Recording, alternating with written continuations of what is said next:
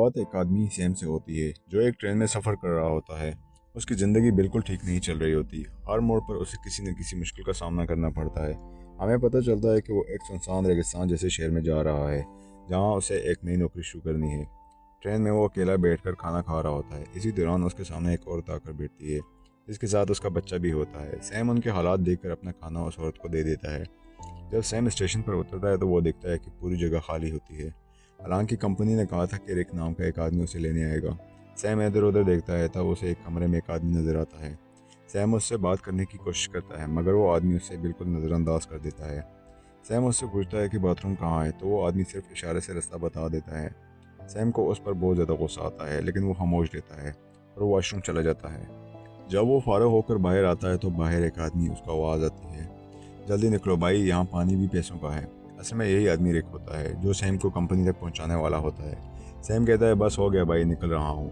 फिर दोनों गाड़ी में बैठते हैं और कंपनी की तरफ रवाना हो जाते हैं। रास्ते में रिक कहता है कि तुझे सफ़र के लिए $300 देने होंगे। सैम चौंक कर कहता है यार, कंपनी ने तो $200 का कहा था। रिक गुस्से में कहता है अगर 300 दे सकता है तो ठीक है वरना गाड़ी से उतर जाओ। सैम सोचता है कि यहाँ कोई और रास्ता तो है नहीं, इसलिए वो मान जाता है। कुछ देर बाद गर्मी बहुत ज़्यादा हो जाती है। सैम एसी ऑन करने की कोशिश करता है तो रिक फ़ौरन गुस्से में कहता है कि एसी को हाथ मत लगाना वरना इंजन बैठ जाएगा। अचानक गाड़ी का टायर पंचर हो जाता है। रिक खुद कुछ नहीं करता बल्कि सैम से कहता है कि चल टायर बदल।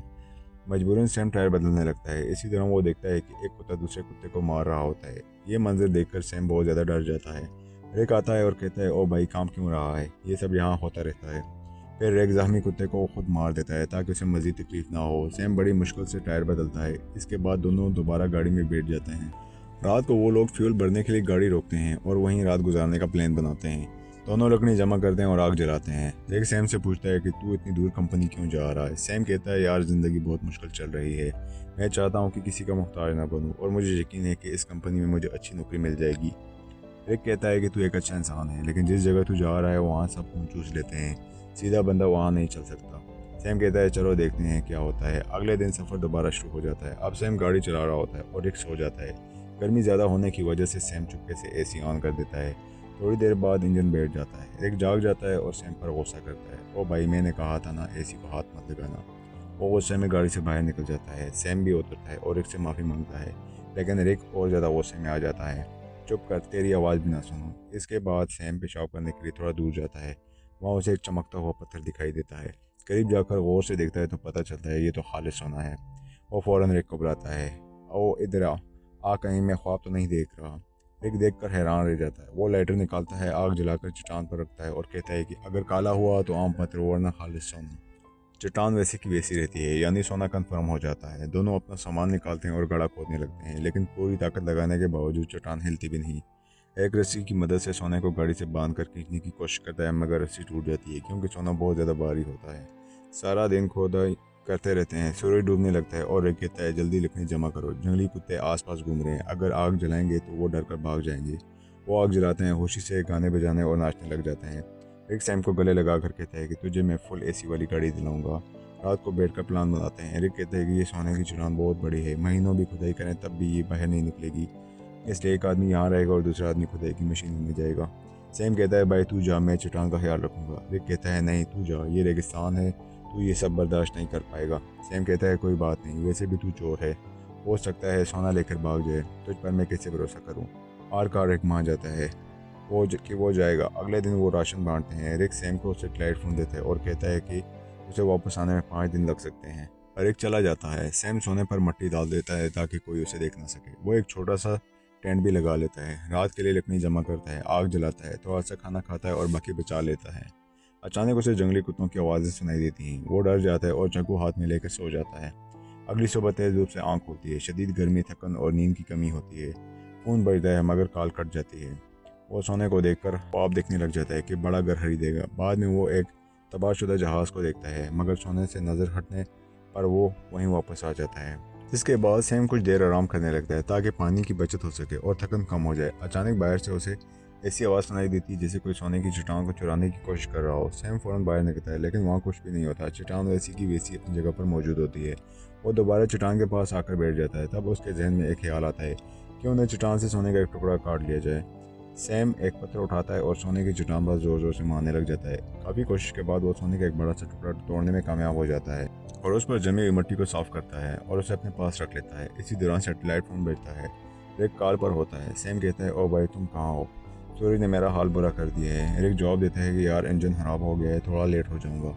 सैम कहता है जल्दी करो, मैं प्यास से मर जाऊँगा। रिक कहता है मुझे आने में कुछ दिन और लग सकते हैं। ये कहकर रिक फ़ोन काट देता है।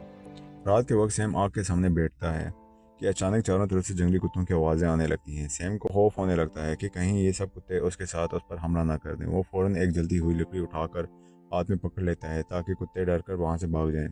सैम पूरी रात जंगली कुत्तों के खौफ से जागता रहता है। जब सुबह होती है तो वो सोना चाहता है, लेकिन सूरज की तेज़ धूप ने उसकी खाल जला दी होती है। दर्द की वजह से वो सो नहीं पाता। वो पानी पीने जाता है, लेकिन देखता है कि पानी भी बहुत कम बचा होता है। इसी तरह वो देखता है कि एक सांप उसकी तरफ आ रहा है। सैम उसे मारने की कोशिश करता है ताकि उसे खा सके, क्योंकि उसके पास खाना तकरीबन ख़त्म हो चुका होता है। लेकिन सांप को मारने की कोशिश में उसका सारा पानी गिर जाता है और उसमें तकरीबन थोड़ा सा पानी बच जाता है। इसके बाद सैम दोबारा क्रैशशुदा जहाज़ के वाले इलाके में जाता है। उसे उम्मीद होती है कि शायद वहीं उसे कुछ खाने पीने के लिए मिल जाए। अचानक वो देखता है कि दूर से एक इंसान उसकी तरफ आ रहा होता है। ये देखकर वो फ़ौरन जहाज़ के अंदर जाकर छुप जाता है, लेकिन वो इंसान जहाज़ के करीब आकर सैम को बाहर आने को के लिए कहता है। जब वो शख्स करीब आता है तो मालूम होता है कि वो एक लड़की है जो सैम से बात करना चाहती है, लेकिन सैम उससे बात करने के लिए तैयार नहीं होता। लड़की उससे पूछती है कि तुम यहाँ अकेले बैठकर क्या कर रहे हो और तुमने यही जगह क्यों चुनी? सैम कुछ भी नहीं कहता और खामोश रहता है। कुछ देर बाद सैम लड़की से कहता है कि इस जहाज़ में वो रह सकती है और वो जहाज़ से चला जाता है। लड़की कहती है तुम मुझसे कुछ छुपा रहे हो। वो सैम के पीछे पीछे चलने लगती है और उसके साथ कैंप तक पहुंच जाती है। वो बार बार सैम से पूछती है कि यहाँ कैसे पहुंचे। ये सुनकर सैम घबरा जाता है। वो सोचता है कि इससे पहले ये लड़की सोने की चट्टान देख ले, किसी तरह इससे यहाँ से भगा लिया जाए। सैम गुस्से में लड़की से कहता है कि तुम मेरा पीछा क्यों आई हो? यहाँ यहाँ तुम्हारी कोई ज़रूरत नहीं है, तुम्हें यहाँ से चले जाना चाहिए। लड़की जवाब देती है कि मैं तब तक यहाँ से नहीं जाऊँगी जब तक तुम मुझसे क्या छुपाने की कोशिश कर रहे हो। जरूर तुम मुझसे कोई राज छुपा रहे हो। इसी लम्हे लड़की की नज़र सोने पर पड़ जाती है। वो कहती है अच्छा तो ये बात है, तुम पूरे सोने के मालिक बन बैठे हो, सारा खजाना अकेले ही ले जाना चाहते हो। अब मेरी बात सुनो, जब तक मुझे इसमें से आधा हिस्सा नहीं मिलेगा मैं यहाँ से नहीं जाऊँगी। ये सुनकर सैम को शदीद गुस्सा आता है। वो एक डंडा उठाता है और सीधे उसके सर पर दे मारता है। लड़की वहीं पर गिर कर मर जाती है। सैम सदमे में आ जाता है। उसे यकीन नहीं होता कि उसने सिर्फ लालच में आकर एक इंसान को मार दिए हैं। सैम खुद को संभालता है। वो इस लड़की की तमाम कीमती चीज़ें उठा लेता है, फिर एक गड्ढा खोदता है और उसकी लाश इसमें दफन कर देता है। कुछ देर बाद वो देखता है कि जंगली कुत्ते आकर उसके गड्ढे खोद कर उसको अंदर से बाहर निकाल रहे हैं ताकि लाश को निकाल कर खा सकें। सैम फौरन वहाँ पहुँचता है और कुत्तों को वहाँ से भगा देता है और लाश को दोबारा बाहर निकालता है। फिर वो आग जलाता है और उस लड़की की लाश को जला देता है। अगले दिन सैम की आंख खुलती है जब सैटेलाइट फोन में घंटी बजती है। वो रिक से कहता है, ओ भाई तुम कहाँ हो? भूख से मेरी जान निकल रही है, अगर तुम जल्दी नहीं आए तो मैं भूख और प्यास से मर जाऊंगा। रिक जवाब देता है, सॉरी यार, मुझे पता है तुम बहुत तकलीफ़ में हो, मैं जल्दी आ रहा हूँ। बस जो खुदाई की मशीन है वो बहुत ज़्यादा सुस्त है, इसलिए थोड़ा वक्त लग सकता है। ये सुनकर सैम बहुत ज़्यादा परेशान हो जाता है। भूख और प्यास से उसकी हालत ख़राब हो चुकी होती है। उस पर मज़ीद ये डर सवार होता है कि कहीं कोई जंगली जानवर इस पर हमला ना कर दे। कुछ देर बाद सैम देखता है कि एक गाड़ी सड़क से गुजर रही होती है। वो सोचता है क्यों ना सोने का एक टुकड़ा लेकर यहाँ से निकला जाए, लेकिन सोने की दोबारा लालच उसे रोक देती है। वो चाहता तो सोने का एक टुकड़ा लेकर जा सकता था जिससे उसकी ज़िंदगी बदल सकती थी, लेकिन ज़्यादा हासिल करने की ख्वाहिश ने उसे वहीं रोक लिया। शाम होने से पहले वो रात के लिए लकड़ी जमा करने लगता है। इसी दौरान अचानक एक बहुत तेज़ रेत का तूफान आ जाता है। सैम जान बचाने के लिए ट्रेन की तरफ भागता है, लेकिन तूफान उस ट्रेन को उड़ा देता है। वो इधर उधर भागता है मगर अचानक एक दरख्त उस पर आ गिरता है। जब तूफान रुक जाता है तो सैम खुद को मिट्टी में दबा हुआ पाता है। वो एक लकड़ी का टुकड़ा उसके पेट में आर पार होता है, लेकिन सैम के दिल में सोने की ललच इतनी बढ़ चुकी होती है कि वो पेट में घुसी लकड़ी निकालने के बजाय सीधा सोने की चट्टान की तरफ भाग जाता है। वो हर तरफ सोने को ढूंढने लगता है और आखिरकार उसे सोने का एक टुकड़ा में रह जाता है। ये देखकर वो खुशी से झूम उठता है। सोना मिलने के बाद सैम अपने पेट में घुसी हुई लकड़ी को निकालता है। जैसे ही वो लकड़ी बाहर निकलती है तो साम से बहुत ज़्यादा खून निकलने लग जाता है। सैम फौरन कपड़े का एक टुकड़ा लेकर साम को बांध लेता है ताकि खून किसी सूरत में रुक जाए, लेकिन खून रुकने का नाम नहीं लेता। मजबूर होकर वो आग जलाता है और एक डिब्बे के लोहे को टुकड़ा गर्म करके अपने जाम पर लगाता है। इस तकलीफ की शिद्दत इतनी ज़्यादा होती है कि सैम वहीं पर बेहोश हो जाता है। कुछ देर बाद उसे होश आता है। जब वो आंखें खोलता है तो उसे हर तरफ वही लड़की नज़र आने लगती है जिसे उसने मारा था। इसका दिमाग घूमने लगता है और उसे समझ नहीं आता कि ये हकीकत है या उसका वहम है। इसी दौरान सैटेलाइट फ़ोन बजता है। रिक कॉल पर होता है। सैम घबरा कर चीखता है, यार वो लड़की हर तरफ नज़र आ रही है। रिक कहता है, कौन सी लड़की? किसी को सोने के बारे में पता नहीं चलना चाहिए। अगर किसी को पता चल भी गया तो उसे मार दे। सैम की हालत इतनी ख़राब होती है कि वो ना किसी को मार सकता है और ना ही अपने पैरों पर खड़ा हो सकता है। वो ज़मीन पर रेंग रहा होता है और जवाब देने की भी हिम्मत नहीं होती। अचानक वही लड़की एक बार फिर उसके सामने खड़ी नज़र आती है, लेकिन इस बार उसके चेहरे पर कोई जख्म नहीं होता। वो सैम को पानी पिलाती है और उसकी मदद करने की कोशिश करती है। सैम खौफज़दा होकर कहता है कि मैं तुम्हें मार डाला था, मुझसे दूर रहो। लड़की कहती है, बस ये बता दो कि मेरी जुड़वा बहन यहाँ से गुजरी थी।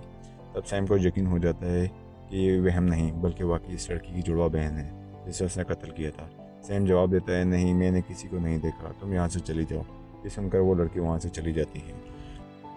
कुछ देर बाद वही जंगली कुत्ते दोबारा सैम के करीब आने लगते हैं और आहिस्ता आहिस्ता उसे चारों तरफ से घेर लेते हैं। सैम फ़ौरन सेटेलाइट फ़ोन उठाता है और रिक को कॉल करता है। वो घबरा कर रिक से कहता है कि भाई तुम कहाँ हो, जल्दी से आ जाओ, नहीं तो ये कुत्ते मुझे मार डालेंगे।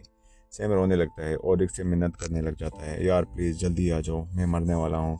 रिक फ़ोन पर कहता है, रुक जा, मैं बस पहुँचने वाला हूँ। इसलिए में अचानक जंगली कुत्ते सैम पर हमला कर देते हैं। एक एक करके सब कुत्ते उसको नोचने लगते हैं। यहाँ हम देखते हैं कि रिक सैम से कुछ ही फासले पर बैठा हुआ है और दूरबीन में ये सब मंजर देख रहा होता है। असल में रिक कई दिन पहले एक खुदाई की मशीन लेकर वहाँ पर पहुँच चुका था, लेकिन वो जानबूझकर छुपा हुआ था। वो सिर्फ इस बात का इंतज़ार कर रहा था कि सैम मर जाए ताकि वो अकेला ही सारा सोना ले जा सके। जब रिक को पूरा यकीन हो जाता है कि सैम मर चुका है तो वो अपनी गाड़ी लेकर सोने की चट्टान की तरफ आता है। वो देखता है कि जंगली कुत्ते सैम की लाश को घसीट कर लेके जा रहे हैं और तब सैम भी नज़रें सोने की तरफ ही होती हैं। कुछ देर बाद रिक सोना उठाने के लिए आगे बढ़ता है, लेकिन अचानक एक तीर आकर सीधा उसके सीने में लगता है और रिक वहीं पर मर जाता है। ये तीर चलाने वाली और कोई नहीं बल्कि वही लड़की जुड़वा बहन होती है